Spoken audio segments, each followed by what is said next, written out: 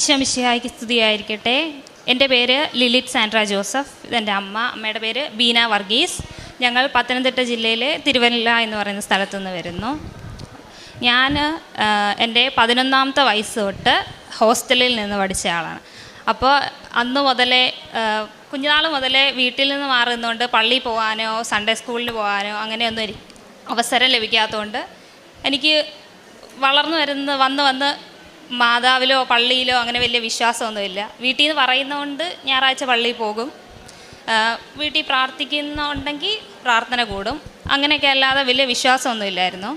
അങ്ങനെ ഇരിക്കുകയാണ് ഞാൻ +2 കഴിഞ്ഞ് BSc ബയോടെക്നോളജി അതിൽ ഡിഗ്രി ചെയ്യാൻ വേണ്ടി ബാംഗ്ലൂരിലേക്ക് പോയി.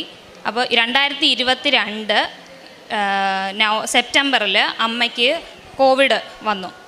കോവിഡ് വന്നതിന് ശേഷം 3 മാസത്തോളം അമ്മയ്ക്ക് മാനസികമായിട്ടും ശാരീരികമായിട്ടും ഭയങ്കര ബുദ്ധിമുട്ടുകളുണ്ടായി. അമ്മയ്ക്ക് 3 മാസത്തോളം രാത്രിയിലൊന്നും ഉറക്കമില്ലായിരുന്നു. അങ്ങനെ ഞാൻ ജാനുവരിയിൽ ലീവിന് വീട്ടിൽ വരുമ്പോൾ കാണുന്നതെന്ന് വെച്ചാൽ അമ്മ കട്ടിലേന്ന് എഴുന്നേക്കത്തില്ല. അമ്മയ്ക്കെന്ന് വെച്ചാൽ ഗാർഡനിങ്ങിലൊക്കെ ഭയങ്കര താല്പര്യമുള്ള ആളാണ്. അപ്പം ഏത് നേരവും എന്തെങ്കിലുമൊക്കെ ചെയ്തുകൊണ്ടിരിക്കും, വെറുതെ ഇരിക്കുന്ന ഇഷ്ടമല്ലാത്ത ആളാണ്. അപ്പം ഞാൻ ഒരു അവധിക്ക് വീട്ടിൽ വരുമ്പോൾ കാണുന്നത് എപ്പോഴും ആക്റ്റീവായിരിക്കുന്ന അയാൾ ഇപ്പോൾ ചായ ഇടണമെങ്കിൽ പാൽ അടുപ്പേ വെച്ചിട്ട് ഓടിപ്പോയി കിടക്കുക, എന്നിട്ട് പാല് തിളയ്ക്കുന്ന സമയത്ത് എഴുന്നേറ്റ് വരാൻ. ഒന്നും ചെയ്യണമെന്ന് താല്പര്യമില്ല, ഫുഡ് കഴിക്കാൻ താല്പര്യമില്ല, ജീവിതത്തിൽ ഇഷ്ടമുള്ളായിരുന്ന ഒരു കാര്യങ്ങളും ചെയ്യാൻ താല്പര്യമില്ല. അങ്ങനെ ഞാനും അമ്മയും കൂടെ ഒരുമിച്ചാണ്. അമ്മ പുഷ്പഗിരി മെഡിക്കൽ കോളേജിൽ ANM സ്റ്റാഫായിട്ട് വർക്ക് ചെയ്യുകയാണ്. അങ്ങനെ ഞാനും അമ്മയും കൂടെ ഒരുമിച്ചാണ് അമ്മയുടെ റെസിഗ്നേഷൻ ലെറ്റർ ഞാനാണ് എഴുതി സൈൻ ചെയ്ത് അവിടെ കൊടുക്കാൻ വേണ്ടി ആശുപത്രി ചെന്ന് അവിടുത്തെ HR ഡിപ്പാർട്ട്മെൻറ്റിൽ ചെന്ന് ഇത് കൊടുക്കുമ്പോൾ അവർ പറഞ്ഞത് ഇപ്പോൾ എന്തായാലും റിസൈൻ ചെയ്യണ്ട, 1 മാസത്തേക്ക് ലീവ് എടുത്ത് നോക്ക്, ഡോക്ടറിനെയൊക്കെ കണ്ട് മരുന്ന് കഴിക്ക്, ശരിയാകും എന്ന് പറഞ്ഞു. എന്നിട്ട് നമ്മൾ എങ്കിൽ പിന്നെ 1 മാസം ലീവ് എടുത്ത് നോക്കാം എന്താകുമെന്ന് അറിയാമെന്ന് വേണ്ടി അമ്മ മരുന്ന് കഴിച്ചുകൊണ്ടിരുന്നു. അമ്മ ഇനി 1 മാസം വരെ അവധി കൊടുത്തിട്ടുള്ളൂ, എങ്ങനെ ഇനി ഞാൻ ജോലിക്ക് പോകും എന്നാലോചിച്ചിരിക്കുന്ന സമയത്ത് എനിക്ക് പിന്നെ പഠിത്തത്തിൻ്റെ കാര്യത്തിന് വേണ്ടി തിരിച്ചു പോകേണ്ടി വന്നു. മനസ്സിലാതെ ഞാൻ തിരിച്ചു പോയി. അങ്ങനെ ഇരുന്നപ്പോഴാണ് ഞങ്ങളുടെ ഒരു അയൽവാസി അമ്മയോട് പറഞ്ഞു, ഞങ്ങൾ എൻ്റെ അയൽവാസിയുടെ ബന്ധുവായിട്ട് കാറിന് കൃപാസനം വരെ വരുന്നുണ്ട്, എന്തായാലും ചേച്ചിയും കൂടെ വന്നൊന്ന് പ്രാർത്ഥിച്ച് നോക്കാൻ പറഞ്ഞു. അങ്ങനെ അമ്മ അവരുടെ ഒപ്പം കൃപാസനത്തിൽ വരികയും പ്രാർത്ഥിക്കുകയും എന്നിട്ട് തിരിച്ചു പോയി. പ്രാർത്ഥിച്ചിട്ട് ഉടമ്പടിയൊന്നും എടുത്തില്ല. അപ്പോൾ തിരിച്ചു പോയി 3-ാം ദിവസം അമ്മ റിസൈൻ ചെയ്യാനിരുന്ന ജോലിയിലേക്ക് അമ്മ തിരിച്ചു പോവുകയാണ് ചെയ്തത്. എന്നിട്ട് അപ്പം അമ്മയ്ക്ക് അത് ഞാൻ വീട്ടിൽ വന്നപ്പോൾ അമ്മ എന്നോട് ഇത് പറഞ്ഞപ്പോൾ എനിക്ക് ആദ്യമൊക്കെ ഞാൻ അമ്മയോട് ചോദിക്കുമായിരുന്നു, എന്തിനാണ് അമ്മ ഇങ്ങനെ ഏത് നേരവും പ്രാർത്ഥിച്ചുകൊണ്ടിരിക്കുന്നത്? കുഞ്ഞുനാൾ മുതലേ അമ്മയ്ക്ക് രോഗങ്ങളല്ലാതെ ഒന്നും ദൈവം തന്നിട്ടില്ല, എന്തിനാണ് അമ്മ ഇങ്ങനെ പ്രാർത്ഥിക്കുന്നതെന്ന് ചോദിച്ചു. അപ്പം അമ്മ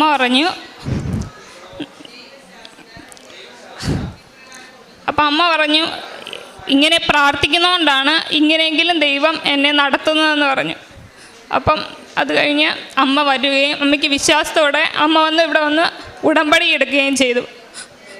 സിവിയർ ഡിപ്രഷനായിട്ട് ഡോക്ടറിനെ ഞാൻ ഇടയ്ക്ക് പോയി കണ്ടപ്പോൾ ഡോക്ടർ പറഞ്ഞത് അമ്മയ്ക്ക് സിവിയർ ഡിപ്രഷനാണ്, എന്തുകൊണ്ടാണെന്ന് അറിയത്തില്ല, അമ്മയെ അധികം വിഷമിപ്പിക്കുകയൊന്നും ചെയ്യരുതെന്ന് പറഞ്ഞു. അപ്പം ഞാൻ കുഞ്ഞുനാൾ മുതൽ അമ്മയുടെ ഇടയ്ക്ക് ഇല്ലാഞ്ഞുകൊണ്ട് അമ്മയ്ക്ക് കുഞ്ഞുനാളിൽ തൊട്ട് എന്നെ നോക്കാൻ പറ്റിയില്ലല്ലോ, കുഞ്ഞു വയസ്സ് തൊട്ട് ദൂരെയല്ലേ എന്നുള്ള വിഷമൊക്കെ ഉണ്ടായിരുന്നു. പിന്നെ +2 കഴിഞ്ഞപ്പോൾ ഞാൻ ദൂരെ ആയിപ്പോയി. അത് കഴിഞ്ഞിട്ട് അമ്മ ഇവിടെ വന്ന് വിശ്വാസത്തോടെ ഉടമ്പടി എടുക്കുകയും അമ്മയ്ക്ക് ഞാൻ ഈയിടെ അവധിക്ക് വന്ന് ഡോക്ടറിനെ ചെന്ന് കണ്ടപ്പോൾ ഡോക്ടർ എന്നോട് പറഞ്ഞു 99% അമ്മ ഓക്കെ ആയി, കുഴപ്പമൊന്നുമില്ല, ചെറിയ ഡോസ് മരുന്ന് കഴിച്ചാൽ മതി, ഒരു കുഴപ്പമില്ല, പെട്ടെന്ന് തന്നെ മാറിക്കോളൂ എന്ന് പറഞ്ഞു. അതുപോലെ തന്നെ ഞാൻ BSc പഠിച്ചു കഴിഞ്ഞ് എനിക്ക് MSc ഫോറൻസിക് സയൻസ് പഠിക്കാനായിരുന്നു ആഗ്രഹം. പക്ഷെ ഞങ്ങളൊരു സാധാരണ കുടുംബത്തിൽ നിന്ന് വരുന്നതാണ്. അപ്പോൾ കേരളത്തിലൊന്നും അധികം സ്കോപ്പില്ല. അപ്പോൾ ഒന്നെങ്കിൽ ഇന്ത്യയിൽ വേറെ ഏതെങ്കിലും സംസ്ഥാനത്ത് ചെയ്യണം, അല്ലെങ്കിൽ ഇന്ത്യക്ക് പുറത്തോട്ട് പോകണം. അപ്പം ഞാൻ അമ്മയോട് പറഞ്ഞു, ഇവരോട് പറയാൻ എനിക്കറിയത്തില്ല, 10 ലക്ഷം രൂപയോളം ചിലവ് വരും MSc ചെയ്യണമെങ്കിൽ. അപ്പം ഞാനായിട്ട് ഒരു സ്കോളർഷിപ്പ്, പുറത്തോട്ട് പോകാൻ വേണ്ടി ഒരു സ്കോളർഷിപ്പ് കണ്ടുപിടിച്ചു. അതിനുവേണ്ടി ഞാൻ തന്നെ ഇവരോട് പറയാതെ തന്നെ ഞാനാണെങ്കിൽ BSc ചെയ്തുകൊണ്ടിരുന്ന 3 വർഷം കൊണ്ട് ഞാൻ അവിടുത്തെ ലാംഗ്വേജ് പഠിക്കുകയും പാസ് ഔട്ട് ആവുന്ന സമയം കൊണ്ട് ഞാനാണെങ്കിൽ ടീച്ചേഴ്സിൻ്റെ കയ്യിൽ നിന്നെല്ലാം റെക്കമെൻഡേഷൻ ലെറ്റർ വാങ്ങിക്കുകയും പോകാൻ വേണ്ടി എല്ലാം റെഡിയാക്കുകയും ചെയ്തു. ആ സമയത്ത് ഞാൻ 2023 പാസ് ഔട്ടായി. 2024 ഫെബ്രുവരിയിൽ ഈ സ്കോളർഷിപ്പിന് വേണ്ടിയുള്ള നോട്ടീസ് വരുമ്പോൾ അതിനകത്ത് കൊടുത്തിരിക്കുകയാണ്, പുതിയ വിസ റൂൾസ് പ്രകാരം പ്രൊവിഷണൽ ഡിഗ്രി സർട്ടിഫിക്കറ്റ് കൊണ്ട് നിങ്ങൾക്ക് സ്കോളർഷിപ്പിന് ജോയിൻ ചെയ്യാൻ പറ്റത്തില്ല. അപ്പോൾ എൻ്റെ കോളേജിൽ നിന്ന് ഞാൻ 2023 ഓഗസ്റ്റ് പാസ് ഔട്ടായി. 2024 ഓഗസ്റ്റിൽ 1 വർഷം കഴിഞ്ഞിട്ടേ എനിക്ക് ഡിഗ്രി സർട്ടിഫിക്കറ്റ് കിട്ടത്തുള്ളൂ. അപ്പോൾ എനിക്ക് 2023 ആ സ്കോളർഷിപ്പിന് ജോയിൻ ചെയ്യാൻ പറ്റാതെ വരികയും ചെയ്തു. അപ്പോൾ എനിക്കിങ്ങനെ ഞാനിനി എന്തോ ചെയ്യും, അവരെ കൊണ്ട് ഇത്രയും പൈസ മുടക്കി എനിക്ക് പഠിപ്പിക്കാൻ പറ്റത്തില്ല, ഇത് ഇവരോടും പറയാൻ പറ്റത്തില്ല, അമ്മ ഇങ്ങനെ മാനസികമായിട്ട് ബുദ്ധിമുട്ടിയിരിക്കുന്നു, എന്ത് ചെയ്യും? അങ്ങനെ ഇരിക്കുന്ന സമയത്ത് ഞാൻ മാതാവിനോട് പ്രാർത്ഥിക്കും, സ്കോളർഷിപ്പ് ഒന്നും കിട്ടിയില്ലെങ്കിലും കുഴപ്പമില്ല, എന്തെങ്കിലും അമ്മ മാതാവിന് കറക്റ്റായിട്ട് തോന്നുന്ന ഏതെങ്കിലും ഒരു വഴി എനിക്ക് കാണിച്ചു തരണം എന്ന് പറഞ്ഞു. അങ്ങനെ പറഞ്ഞ് ഞാൻ ഒരു ദിവസം പത്രം വായിച്ചുകൊണ്ടിരുന്ന സമയത്ത് അതിൻ്റെ എഡ്യൂക്കേഷൻ പേജിൽ നാഷണൽ ഫോറൻസിക് അഡ്മിഷൻ ടെസ്റ്റ് അതിനുള്ള രജിസ്ട്രേഷൻ തുടങ്ങി എന്നൊരു ന്യൂസ് കണ്ടു. ആ വാർത്ത വായിക്കുകയും ഞാൻ പോയി വീട്ടിൽ പറഞ്ഞു, അമ്മ ഇങ്ങനൊരു എക്സാം ഉണ്ട്, ഞാൻ അതിന് രജിസ്റ്റർ ചെയ്യാമെന്ന് പറഞ്ഞിട്ട് ഞാൻ അതിന് രജിസ്റ്റർ ചെയ്തു. രജിസ്റ്റർ ചെയ്തതിൻ്റെ പിന്നാലെ ഞാനും വന്ന് ഉടമ്പടി എടുക്കുകയുണ്ടായി. ഉടമ്പടി എടുത്ത് ജൂൺ 11 എക്സാം. ഓൾ ഇന്ത്യ ലെവലിൽ നടക്കുന്ന എക്സാമാണ്. നാഷണൽ ഫോറൻസിക് സയൻസ് യൂണിവേഴ്സിറ്റി എന്ന് പറഞ്ഞാൽ ലോകത്തിലെ തന്നെ ആദ്യത്തെ ഫോറൻസിക്കും അതിൻ്റെ അഫിലിയേറ്റഡ് കോഴ്സിനും വേണ്ടി എസ്റ്റാബ്ലിഷ് ചെയ്ത ലോകത്തിലെ തന്നെ ആദ്യത്തെ യൂണിവേഴ്സിറ്റിയാണ്. നമ്മുടെ സെൻട്രൽ ഗവൺമെൻറ്റിൻ്റെ ആഭ്യന്തര മന്ത്രാലയത്തിന് കീഴിലുള്ള കോളേജാണ്. അപ്പോൾ ജൂൺ 11 ഞാൻ പോയി പരീക്ഷ എഴുതുകയും ജൂലൈ 11 അതിൻ്റെ റിസൾട്ട് വന്നത്. ഞാനാണെങ്കിൽ എക്സാമിന് പോയപ്പോഴും എല്ലാം അമ്മയുടെ കാശ് രൂപം കൈ കരുതിയിട്ടുണ്ടായിരുന്നു. അപ്പോൾ ജൂലൈ 11 റിസൾട്ട് വന്നപ്പോൾ 9ാം റാങ്കോടുകൂടി എനിക്കവിടെ അഡ്മിഷൻ ലഭിക്കുകയും ചെയ്തു.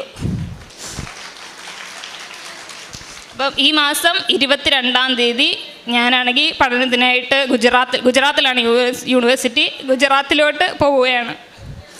അതുപോലെ തന്നെ അവിടെ ചെന്ന് നിൽക്കാനാണെങ്കിൽ നമ്മൾ ഹോസ്റ്റലെടുത്ത് നിൽക്കണം. അവിടുത്തെ ഹോസ്റ്റലിൽ എന്ന് വെച്ചാൽ 1 വർഷം തന്നെ 2 ലക്ഷത്തോളം രൂപയാകും. കുറച്ച് എക്സ്പെൻസീവ് ആയിരുന്നു. അപ്പോൾ അതിന് നമ്മൾ പുറത്ത് PG എടുത്ത് നിൽക്കണോ, അറിയാത്ത സ്ഥലമല്ലേ, എന്തു ചെയ്യും എന്ന് ആലോചിച്ചുകൊണ്ടിരുന്ന സമയത്താണ് എൻ്റെ അച്ഛൻ്റെ സഹോദരിയുടെ മോൻ അവിടെ അദാനി ഗ്രൂപ്പിൽ സീനിയർ മാനേജറായിട്ട് ജോലി ചെയ്യുകയാണ്, ഗുജറാത്തിലാണ്. അപ്പോൾ അവർ ഞങ്ങളെ ഇങ്ങോട്ട് വിളിച്ച് പറയാണ്, ഒന്നുകൊണ്ടും വിഷമിക്കണ്ട, ഹോസ്റ്റലിലൊന്നും നിൽക്കണ്ട, ഇവിടെ നിന്നാൽ മതി, ഞങ്ങളുടെ വീട്ടിൽ നിന്ന് നീ പഠിക്കാൻ പോയിക്കോളാൻ പറഞ്ഞു.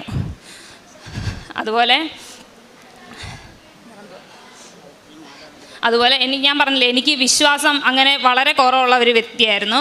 പക്ഷേ അമ്മയ്ക്ക് ഇങ്ങനൊരു മാറ്റം ഉണ്ടായി കണ്ടതിന് ശേഷം എപ്പോഴും എനിക്ക് പ്രാർത്ഥിക്കണം, അല്ലെ എന്തെങ്കിലും വിഷമം വരുമ്പോൾ മാതാവിനോട് എനിക്ക് പറയാൻ ആരോ ഉണ്ട് എന്നൊരു തോന്നൽ മനസ്സിലുണ്ട്. ഏതൊരു വിഷമം വന്നാലും ഞാൻ അപ്പം മാതാവിനെ വിളിച്ച് പ്രാർത്ഥിക്കും. സമയം കിട്ടുമ്പോഴെല്ലാം എത്രയും ദയുള്ള മാതാവേ, വിശ്വാസ പ്രമാണം, ഏതൊക്കെ പ്രാർത്ഥന ചൊല്ലാൻ പറ്റുമോ സമയം കിട്ടുമ്പോഴെല്ലാം ആ പ്രാർത്ഥനകൾ ചൊല്ലാൻ തുടങ്ങി.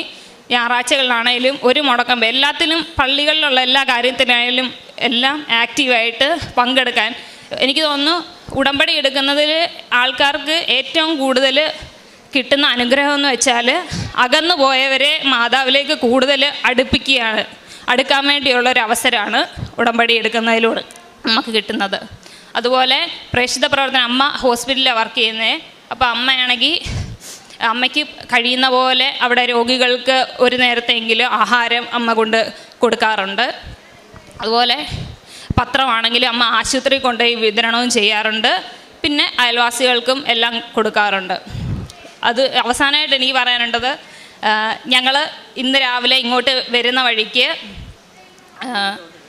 ആലപ്പുഴ അവിടെ ചങ്ങനാശ്ശേരി റൂട്ടിലാണ് വന്നത്. അപ്പോൾ അവിടെ പണി നടന്നുകൊണ്ടിരിക്കുകയല്ലേ റോഡിൽ.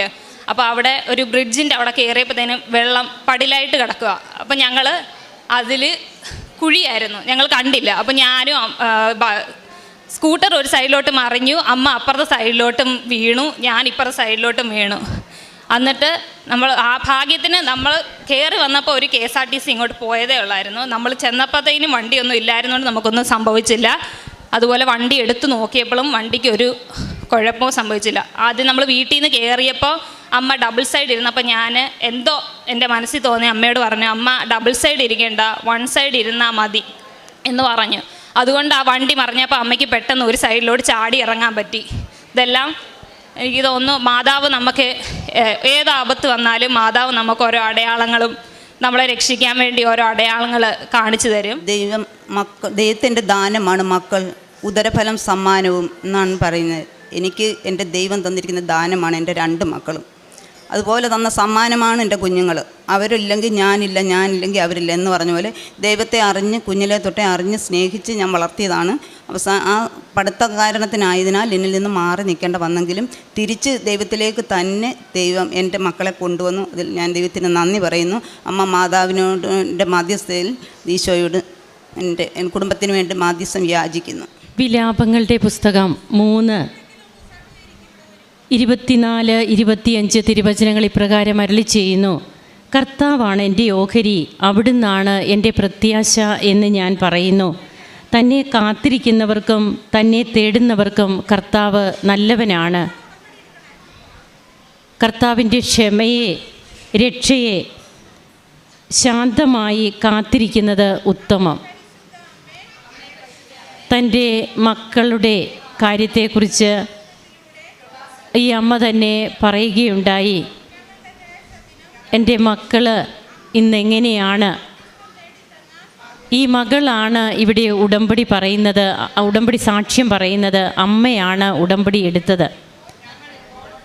ചെറുപ്പം മുതൽ തനിക്ക് ഹോസ്റ്റലിൽ ജീവിക്കേണ്ട ഒരു സാഹചര്യം പഠനവുമായി ബന്ധപ്പെട്ട്, അപ്പോൾ വളർന്നു വന്നിരുന്ന ആ സാഹചര്യത്തിൽ നിന്ന് പിന്നീട് അങ്ങോട്ട് മാറി ജീവിക്കുമ്പോൾ തനിക്ക് പ്രാർത്ഥനയില്ല, പള്ളിയിൽ പോക്കില്ല, വേദപാഠമില്ല, ഇങ്ങനെയൊക്കെയുള്ള ഓരോ ജീവിതം. അതുകൊണ്ട് തന്നെ പ്രാർത്ഥിക്കണമെന്ന് ആരെങ്കിലും പറഞ്ഞാൽ പ്രാർത്ഥിക്കും, പള്ളിയിൽ പോകണമെന്ന് പറഞ്ഞാൽ പള്ളിയിൽ പോകും.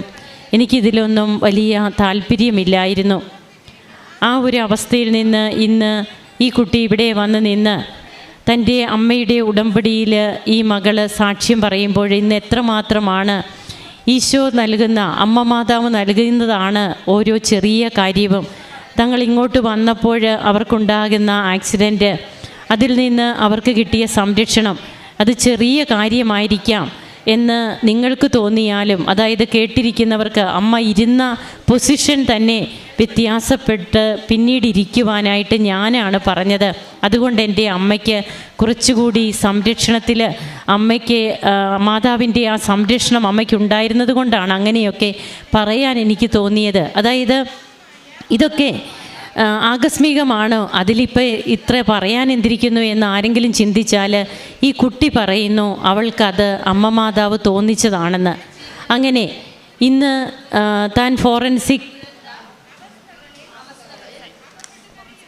ഫോറൻസിക് സയൻസിൽ പഠിക്കുവാൻ വേണ്ടിയിട്ട്, MSc ചെയ്യുവാൻ വേണ്ടിയിട്ട് പോവുകയാണ്. അപ്പോൾ തൻ്റെ ആ സെലക്ഷനുമൊക്കെ തനിക്ക് എങ്ങനെ കിട്ടി? എത്ര പേരുണ്ടായിരുന്നു? ഓൾ ഇന്ത്യ ലെവലിലായിരുന്നു. ആ ഓൾ ഇന്ത്യ ലെവലിൽ നടത്തിയ എക്സാമിനാണ് 9th റാങ്ക് ഈ മകൾക്ക് ലഭിക്കാനിടയായത്. പോകുമ്പോൾ അമ്മയുടെ കാശ് രൂപം പിടിച്ചുകൊണ്ട് പോയി നേർച്ച വസ്തുക്കൾ ഉപയോഗിച്ചു. തനിക്ക് കിട്ടേണ്ടതായിട്ടുള്ള മെറിറ്റ് തനിക്കില്ലായിരുന്നു, എന്നാൽ അമ്മ മാതാവാണ് തനിക്കത് തന്നത്. വിദേശത്തേക്ക് പോകുവാൻ സ്കോളർഷിപ്പോട് കൂടി പോയി പഠിക്കുവാനൊരു കോഴ്സിന് ഈ മകൾ തന്നെ ട്രൈ ചെയ്ത് അത് തനിക്കങ്ങനെ സാധിക്കുമെന്ന് വിചാരിക്കുമ്പോൾ പെട്ടെന്ന് തന്നെ ഈ മകൾക്ക് അതിന് തടസ്സങ്ങളാണ് വരിക. അപ്പോൾ നമ്മുടെ ജീവിതത്തിൽ നമുക്ക് തടസ്സങ്ങൾ വരുമ്പോൾ, അതുകൊണ്ടാണ് തിരുവചനം പറയുക, തന്നെ കാത്തിരിക്കുന്നവർക്കും തന്നെ തേടുന്നവർക്കും കർത്താവ് നല്ലവനാണ്, കർത്താവിൻ്റെ രക്ഷയെ ശാന്തമായി കാത്തിരിക്കുന്നത് ഉത്തമം.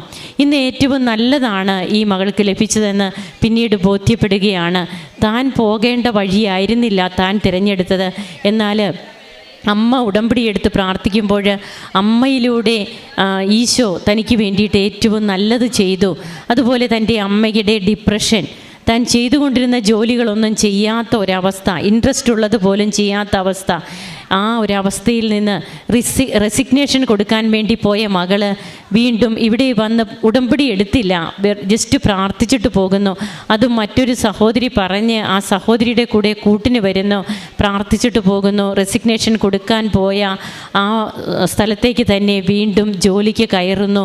അതായത് അതെല്ലാം പിന്നീട് മാറുകയാണ്. ഡോക്ടേഴ്സ് പറഞ്ഞു 99% ഇന്ന് അമ്മ വ്യത്യാസപ്പെട്ടിരിക്കുന്നു. താൻ കഴിച്ചുകൊണ്ടിരുന്ന മരുന്നിൻ്റെ ഡോസ് വളരെ കുറച്ചു. ഇതൊക്കെ കേൾക്കുമ്പോൾ തീർച്ചയായും നമുക്ക് വേണ്ടിയിട്ട് ദൂതനെ അയച്ച് തൻ്റെ പദ്ധതികൾ നടപ്പിലാക്കുന്ന ദൈവത്തിൻ്റെ മഹനീയ പദ്ധതിയാണ് നമുക്ക് മനസ്സിലാകുക. ഏറ്റവും കൂടുതലായിട്ട് ആത്മീയ ജീവിതം ഈ മക്കൾ വിശ്വാസ ജീവിതത്തിലേക്ക് തിരിച്ചു വരുന്നു. നമ്മുടെ ജീവിതത്തിലും അതാണ് ദൈവം ആഗ്രഹിക്കുക. കർത്താവിനെ പ്രതി എല്ലാം നഷ്ടമാക്കുമ്പോഴും ഉച്ഛിഷ്ടം പോലെ കരുതുമ്പോഴും പൗലോസ് ലീഹ പറയുന്നത് പോലെ വീണ്ടും നമുക്കെല്ലാം കൂട്ടിച്ചേർത്ത് നൽകപ്പെടുന്ന അവസ്ഥ. കരങ്ങളടിച്ച് നമുക്ക് ഈശോയ്ക്കും അമ്മയ്ക്കും നന്ദി പറയാം. അത്യപൂർവ ദൈവാനുഭവങ്ങൾ ഇനി നിങ്ങൾക്കും സ്വന്തം. ഈ യൂട്യൂബ് ചാനൽ ഇതുവരെ സബ്സ്ക്രൈബ് ചെയ്തിട്ടില്ലെങ്കിൽ ഇപ്പോൾ തന്നെ സബ്സ്ക്രൈബ് ചെയ്യുക. ഈ വീഡിയോ ഇപ്പോൾ തന്നെ നിങ്ങളുടെ സുഹൃത്തുക്കൾക്ക് ഷെയർ ചെയ്തുകൊണ്ട് കർത്താവിൻ്റെ പ്രേക്ഷിതരാകുക.